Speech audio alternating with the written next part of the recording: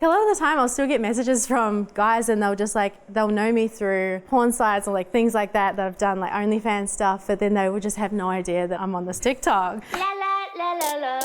Kayla Jade is one of the most famous, if not the most famous, sex workers in Australia. With well over 3 million followers on social media, she's received a lot of attention for speaking honestly and openly about sex work online. And she's become so recognised that even one of her nicknames for a client, Peggy Sue, has gone viral.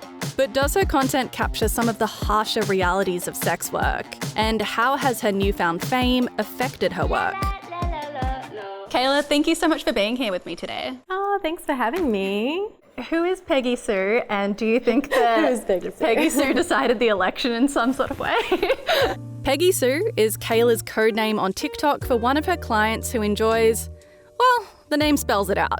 During the 2025 federal election campaign, a meme spread on social media with the joke that a certain opposition leader was, in fact, Peggy Sue.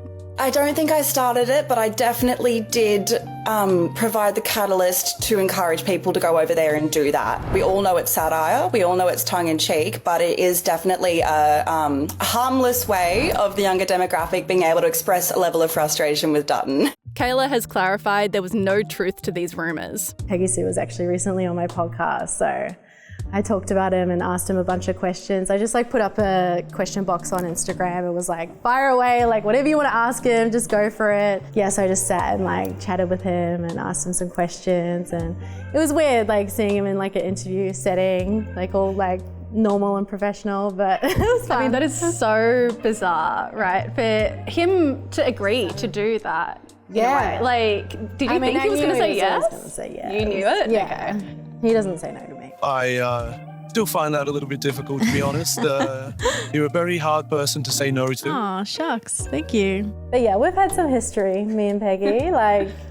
He was definitely one of not one of my first clients, but very early on I started seeing him, and our relationship just sort of changed throughout. The last year it's been he started super, not mild in a way, but it was definitely more mild. And then slowly and surely we got to where we are today.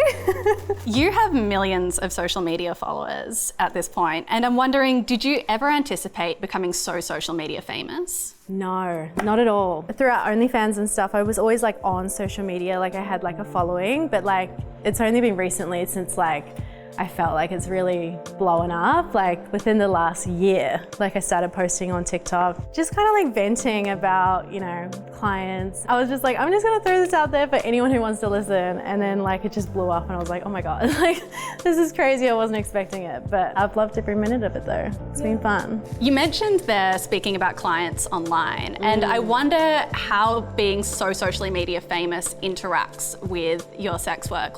Do clients ever get really upset about you talking about the details of bookings? I've definitely lost a few clients through my journey on social media, but it's funny because not a lot of guys know who I am. 90% of my following is female, so it's mostly going to my female audience, whereas they're not usually my clientele.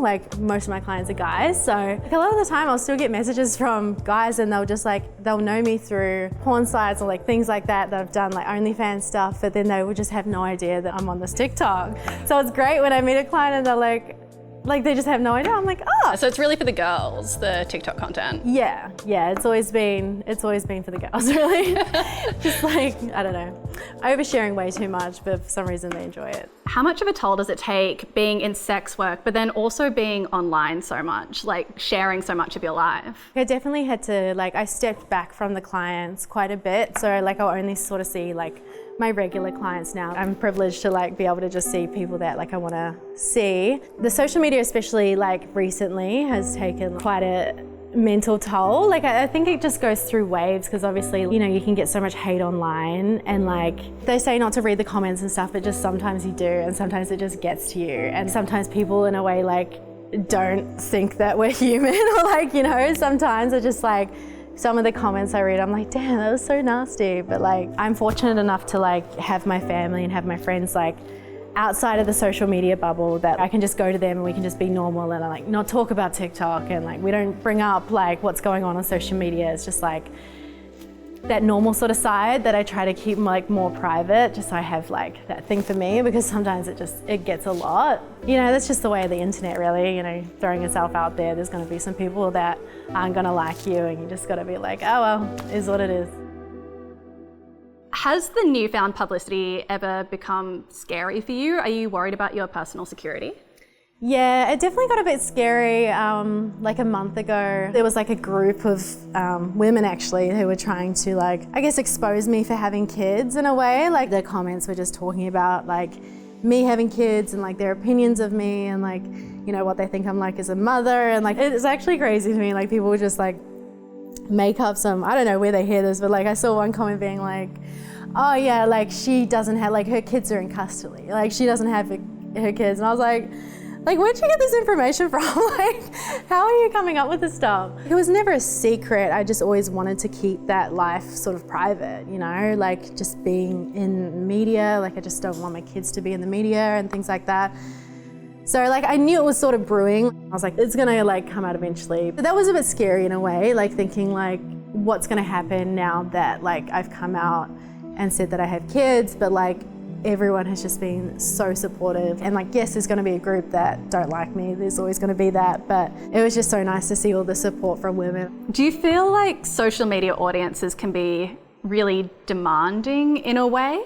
It's a lot. Like I feel like there is a demand of like, people feel entitled to know everything about our lives. Even though like we put so much out there, like online, I still like at the end of the day, like we're human, you know, we shouldn't have to like constantly like expose everything. My life is very public for the most part, but that doesn't mean I'm comfortable broadcasting 100% of all of it. When you say that you don't post anything about your kids, like how do you draw the line with sharing between your personal life and your online life? Yeah, well, I just try to keep that as separate as possible. Like my TikTok page was always about my sex work life. So that's like the only part I really shared. So I've always been like just smart about it. You know, I've never wanted to share that side of my kids. That's very private to me. So it just came naturally not to talk about them. Do you think that your experiences are representative of sex workers in Australia in general? I don't think so. I think I'm very privileged in a way. I started in this industry like online. So I was like doing OnlyFans, and then like I went to America and like,